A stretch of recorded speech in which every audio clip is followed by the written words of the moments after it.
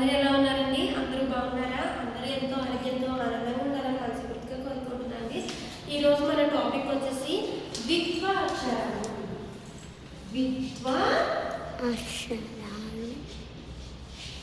ద్విత్వాక్షరం. మన టాపిక్ ద్విత్వాక్షరం. ద్విత్వాక్షరం అంటే ఏంటమ్మా? ఒక అక్షరానికి అదే అక్షరం ఒత్తుగా చేరిందంటే దానిని ద్విత్వాక్షరం అంటారు. లేదా ఒక హల్లుకి అదే హల్లు ఒత్తుగా వచ్చి చేరిందంటే దాన్ని ద్విత్వాక్షరము అంటారు. ఉదాహరణకు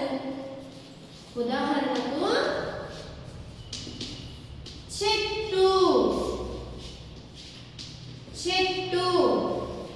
ఇది చూడండమ్మా, చెట్టులో ద్విత్వాక్షరం ఏంటి? టు. ఇటు సరిగ్గా చూసినట్టుంది, టు అన్నది ఒక అక్షరం. దానికి